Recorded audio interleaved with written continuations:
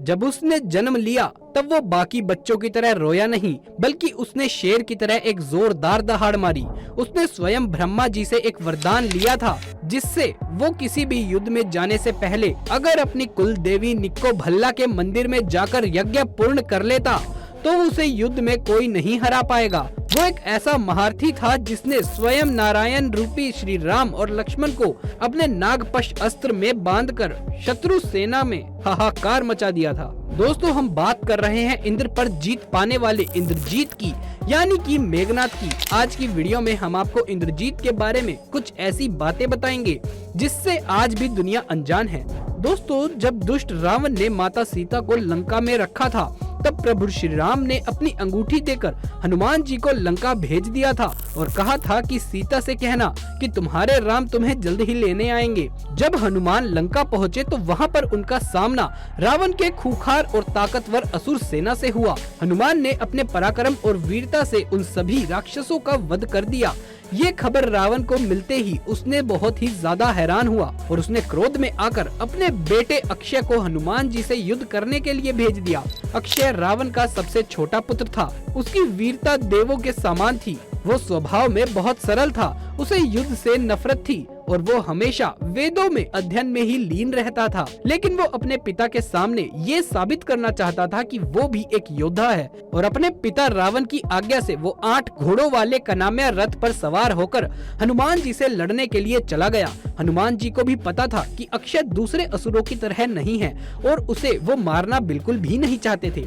लेकिन हनुमान जी के बहुत समझाने के बावजूद भी जब अक्षय नहीं माना तो हनुमान जी को बहुत ही दुख के साथ उसका वध करना पड़ा। दोस्तों, जब ये समाचार रावण को मिला तो बहुत ज्यादा ही दुखी हो गया। लेकिन उससे भी ज्यादा दुख अगर किसी को पहुंचा था तो वो था इंद्रजीत। अक्षय और इंद्रजीत दोनों भाई थे और इन दोनों के बीच बहुत प्रेम था। अक्षय की मौत की खबर सुनकर इंद्रजीत क्रोध में आ गया था और वो अकेले ही हनुमान से युद्ध करने के लिए चला गया। इंद्रजीत अपने माया जाल से हनुमान पर भारी पड़ने लगा, पर कुछ ही देर में हनुमान जी उसकी माया को समझ जाते हैं और उस पर हमला करने लगते हैं।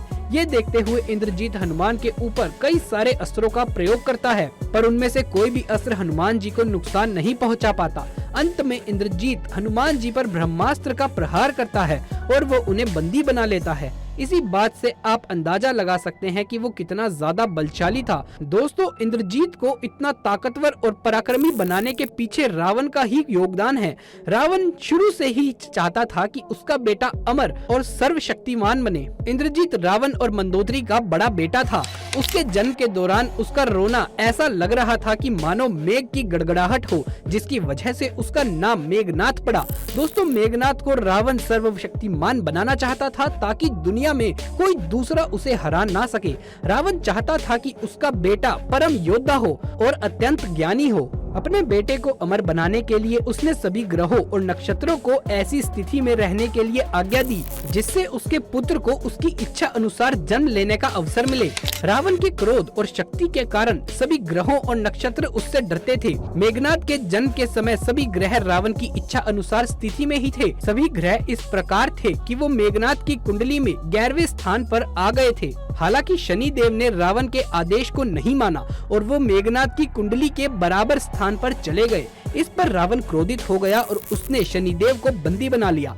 दोस्तों, रावण ने इंद्रजीत की शिक्षा का दायित्व दैत्य गुरु शुक्राचार्य को दिया था। किशोरावस्था की आयु होते होते इंद्रजीत ने अपनी कुल देवता निकुंभाला के मंदिर में अपने गुरु से शिक्षा लेकर कई सिद्धियों को प्राप्त कर लिया था। एक दिन जब रावण को इस बात का पता चला तो वो दैत्य गुरु शुक्राचार्य के आश्रम में पहुंचा। उसने देखा कि दैत्य गुरु शुक्राचार्य इंद्रजीत से कुछ करवा रहे हैं। जब रावण ने पूछा कि ये क्या हो रहा है, तब शुक्राचार्य ने बताया कि इंद्रजीत ने मौन व्रत रखा है। जब तक उसे वरदान नहीं मिल जाते तब तक वो मौन व्रत धारण करे रखेगा। अतः इंद्रजीत अपनी कठोर तपस्या में सफल हुआ और भगवान शिव ने उसे दर्शन दिए। भगवान शिव ने उसे कई सारे अस्त्र शस्त्र शक्तियां और सिद्धियां प्रदान करी, परंतु उन्होंने इंद्रजीत को सावधान भी कर दिया था कि वो कभी भूलकर भी किसी ऐसे ब्रह्मचारी से ना भिड़े जो 12 वर्षों से कठोर ब्रह्मचर्य की तपस्या का पालन कर रहा हो। और इसीलिए भगवान श्री राम ने लक्ष्मण से 12 वर्ष तक कठोर तपस्या करवाई थी। वरदान पाने के बाद इंद्रजीत एक बार फिर से दैत्य आचार्य गुरु शुक्राचार्य के आश्रम में गया और उसने पूछा कि आगे क्या करना चाहिए। तब शुक्राचार्य ने उसे 7 महायज्ञों की शिक्षा दी, जिसमें से एक महायज्ञ करना बहुत ही कठिन था, लेकिन उनसे इन 7 महायज्ञों को पूरा किया। इससे उसे कई अस्त्र शस्त्र प्राप्त हुए थे, जिनमें से एक दिव्य रथ था जो उसके मन की गति से किसी भी दिशा में उड़ सकता था। साथ ही उसे एक ऐसा धनुष प्राप्त हुआ था जिसमें बाण कभी समाप्त ही नहीं होते थे। इसके अलावा उसे इन यज्ञों में से जो मुख्य शस्त्र प्राप्त हुए थे वो थे भगवान ब्रह्मा का सर्वोच्च अस्त्र ब्रह्मास्त्र, भगवान विष्णु का सर्वोच्च अस्त्र नारायण अस्त्र और भगवान शिव का सर्वोच्च अस्त्र पशुपति अस्त्र। इन तीनों अस्त्रों को पाने के बाद वो अपने पिता रावण से भी ज्यादा शक्तिशाली हो गया था। और दोस्तों यही वो कारण था जो इंद्रजीत को रामायण का सबसे बड़ा योद्धा बनाता है। देव असुर युद्ध के समय जब रावण ने इंद्र समेत सभी देवताओं को बंदी बना लिया था और कारागार में डाल दिया था, उसके कुछ समय बाद एक समय सभी देवताओं ने मिलकर कारागार से भागने की कोशिश की थी, लेकिन इंद्रजीत ने पीछे से अदृश्य रूप में अपने दिव्य रथ पर चढ़कर देवताओं पर हमला बोल दिया था। देव सेनापति भगवान कार्तिकेय ठीक उसी समय देवताओं की रक्षा के लिए आ गए, लेकिन वो इंद्रजीत को रोक नहीं पाए। इंद्रजीत ने न केवल देवताओं को पराजित किया बल्कि इंद्र को अपना बंदी बनाकर वापस लंका ले गए।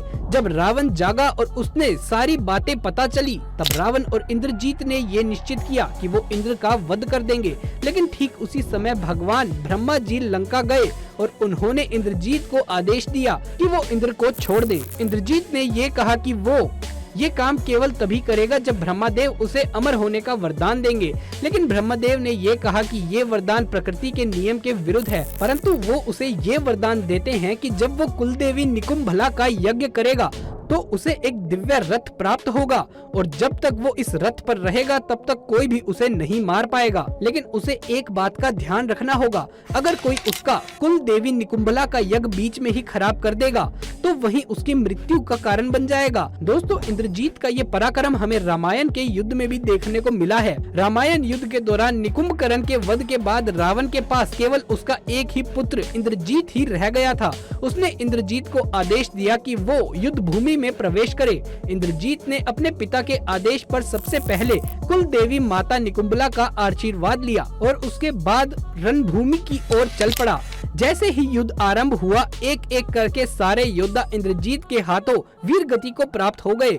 अंत में लक्ष्मण और इंद्रजीत के बीच युद्ध होने लगा। जब इंद्रजीत के सारे अस्त्र विफल हो गए तो उसने अदृश्य होकर पीछे से सारी वानर सेना भगवान श्री राम और लक्ष्मण पर नागपाश का प्रयोग किया। तभी हनुमान जी को एक उपाय सूझा कि भगवान गरुड़ इस नागपाश को काट सकते हैं, तो हनुमान जी तुरंत ही गरुड़ जी को ले आए और गरुड़ जी ने सभी को नागपाश के बंधन से मुक्त कर दिया। दूसरे दिन जब रावण को पता चला कि सभी वानर सेना भगवान श्री राम और लक्ष्मण जी नागपाश से मुक्त हो गए हैं, तो क्रोध में आकर उसने दूसरे दिन एक बार फिर से इंद्रजीत को युद्ध भूमि में भेजा।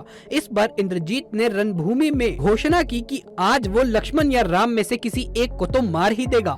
उसकी इस ललकार को सुनकर लक्ष्मण भगवान श्री राम का आशीर्वाद लेकर उसका सामना करने चल पड़े। दोनों के बीच भयंकर युद्ध छिड़ गया। इस युद्ध में जब लक्ष्मण इंद्रजीत पर भारी पड़ने लगा, तब इंद्रजीत को एक उपाय सूझा और वो अदृश्य होकर माया युद्ध करने लगा।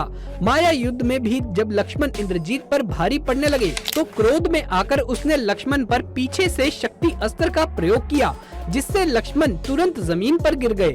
जिसके बाद सुषेण वैद्य के कहने पर हनुमान जी संजीवनी बूटी लेकर आए, जिससे लक्ष्मण जी का उपचार हुआ और वो बच गए। दोस्तों तीसरे दिन जब रावण को ये पता चला कि लक्ष्मण ठीक हो गए हैं, तो उसने एक बार फिर से इंद्रजीत को ये आदेश दिया कि वो युद्ध भूमि में जाए। लेकिन इस बार फिर से लक्ष्मण इंद्रजीत पर भारी पड़ रहे थे, जिसको देखकर उसने अंतिम 3 महासागरों का प्रयोग किया, जिससे बढ़कर कोई दूसरा अस्त्र सृष्टि में ही नहीं है। सबसे पहले उसने ब्रह्मास्त्र का प्रयोग किया, लेकिन ब्रह्मास्त्र लक्ष्मण को प्रणाम करके निस्तेज होकर लौट गया। फिर उसने लक्ष्मण पर भगवान शिव का पशुपति अस्त्र का प्रयोग किया, लेकिन वो भी लक्ष्मण को प्रणाम करके कहीं गायब हो गया।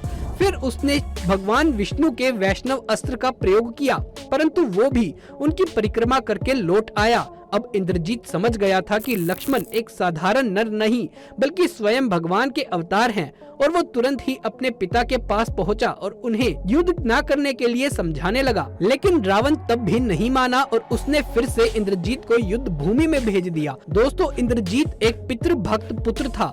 उसे पता चल गया था कि राम लक्ष्मण स्वयं भगवान हैं, फिर भी उनसे पिता का साथ नहीं छोड़ा। इंद्रजीत की पितृभक्ति भी रामायण के प्रभु श्री राम के पितृभक्ति के समान बताई गई है। दोस्तों, जब उसकी माँ मंदोदरी ने उसे ये कहा कि मनुष्य मुक्ति की ओर अकेले ही जाता है, तब उसने कहा कि पिता को ठुकराने पर अगर मुझे स्वर्ग मिले तो मैं स्वर्ग को ठुकराने को तैयार हूँ। इंद्रजीत को पता चल गया था कि पराजय तो होनी ही है, लेकिन भगवान के हाथों वीर गति को प्राप्त होना तो सौभाग्य की बात होगी। और ये सोचकर उसने फिर से एक बार महासंग्राम आरंभ किया। इसलिए अंत में लक्ष्मण ने भगवान श्री राम जी का नाम लेकर बाण छोड़ा, जिससे इंद्रजीत के हाथ और शीश कट गए और उसका शीश कटकर भगवान श्री राम के चरणों में पहुंच गया।